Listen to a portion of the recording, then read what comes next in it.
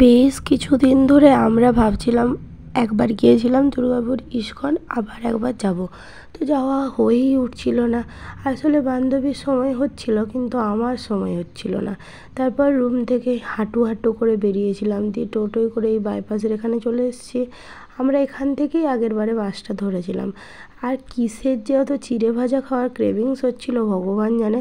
আমি খুবই বায়না করছিলাম চিড়ে ভাজা খাবো বলে। তারপর আমাকে একটা চিড়ে ভাজা কিনে দিয়েছিল, বান্ধবী একটা খাচ্ছিল। চিড়েটা দারুণ ছিল, সেই লেভেলের। তারপর আরও এই যে এখানে আমরা কটকটি কিনেছিলাম, তারপরে সিঁড়ি ভাজা কিনেছিলাম। ওই আমার বান্ধবী ওটাকে সিঁড়ি ভাজাই বলে, তাই আমিও বললাম। সেই সব খাওয়া খাই করতে করতে আমরা পৌঁছে গিয়েছিলাম দুর্গাপুর বাস স্ট্যান্ডে। তারপর ঝমঝম করে বৃষ্টি পড়ছিল। তো আমাদের তারপরও আরও কেন খিদে পাচ্ছিল আমরা জানি না, এত কিছু খাওয়ার পরেও। সকাল সকাল তারপর কচুরি মিষ্টি খেয়ে নিয়েছিলাম, কচুরিটা দারুণ ছিল। এরপর আমরা যেখানে যাওয়ার উদ্দেশ্যে বেরিয়েছিলাম সেখানে খুব সুন্দরভাবে সহজেই পৌঁছে গেছি। আসলে আগের বারে যখন এসেছিলাম তখন একটু হরবড় লাগছিল ব্যাপারটা, যেহেতু গোটাটা বাস টোটো এইসব করে আমরা আসা যাওয়া করি, সেই কারণেই লাগছিল। তো এবারে তো কোনো কিছু মনেই হয়নি। তারপর এখানে আমি এইবার বেশি ভিডিও করতে পারিনি, কারণ জায়গাটাকে শুধু অনুভব করে গেছি। নিজে হাতে আমরা আরতি করেছি, ঠাকুরের চন্দন বেটেছি, এত ভালো লাগছিল কি বলবো। তারপর খাওয়া দাওয়া করেছি এখানেই। এটা হচ্ছে তুলসী বাগান, এখানে হচ্ছে তুলসী গাছে ভর্তি। তো তুলসী বাগানে আমরা একটু ঘোরাঘুরি করছিলাম।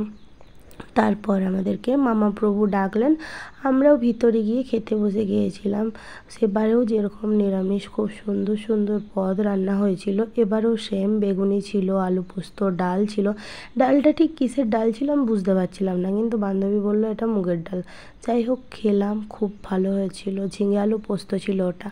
তারপর পটল আর আলুর তরকারি ছিল, আগের বারে ধোকার রান্না করেছিল, আমার খুব মনে আছে। তারপর পায়েস ছিল, মিষ্টি ছিল। কেন জানি না পায়েস দিয়ে মিষ্টিটা খাচ্ছিলাম আমি, ভগবান জানে। এখন ভিডিও করতে গিয়ে দেখছি পায়েস ভেঙে মিষ্টি খাচ্ছিলাম আমি। তারপর এই যে ইস্কনের এই বাইরেটায় আমরা একটু বসেছিলাম, কয়েকটা ছবি টবি তুলছিলাম, একটা বুনুকে দিয়ে ছবি তুলে দিতে বলছিলাম। তারপর মোটামুটি টাটা বাই বাই করে এখানে এলে না যেতে ইচ্ছে করে না, কী আর করবো, বাড়িতে যেতেই হবে। এই করে দুজনে আবার বেরিয়ে পড়লাম। এখন দুর্গাপুর বাস স্ট্যান্ড থেকে ইস্কন আসা খুবই সুবিধা।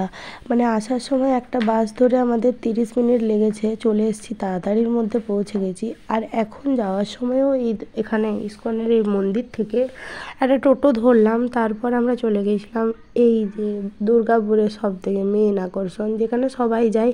তো আমরাও দুবার এলাম, তো দুবার আমরাও ঢুকেছিলাম। যাই হোক, চারপাশটা ভালো করে একটু ঘোরাঘুরি করে, একটু হালকা খাওয়া দাওয়া করে তারপর বেরিয়ে গিয়েছিলাম। আরে শুনুন শুনুন, এখানে জিনিসপত্র কিনতে গেলে একটু হাতে সময় নিয়ে আসতে হবে। আমাদের হাতে তো অত সময় নেই, সেই কারণে ঝটপট করে বেরিয়ে গেলাম। তারপর ফাইনালি বাঁকুড়া যাওয়ার জন্য বাস ধরে নিয়েছি। এরপর বাঁকুড়ায় নেমেও গেছি, তারপরে এই যে টোটোতেও চেপে গেছি, তারপর টোটো থেকেও নেমে গেছি দেখুন। এরপর দুজনে টুকটুক টুকটুক করে হাঁটতে হাঁটতে আবার মেসের দিকে রওনা দিয়ে দিয়েছি। এর পরের একটা সিন দেখায়, মানে আমার বান্ধবী কুকুর দেখতে পেলে রাস্তায় কী করে। ওই যে দেখুন, একটা দুটো তিনটে বেশ কয়েকটা কুকুর আছে। এইদিকে কুকুর আর এইদিকে আমার হাতটাকে কেমন ঝাপটে ধরেছে। ঝাপটে তো ধরে, সে তো আলাদা ব্যাপার, তার উপর চিল্লিয়েও ওঠে। ভিডিওটা ভালো লাগলে লাইক করবেন, টাটা।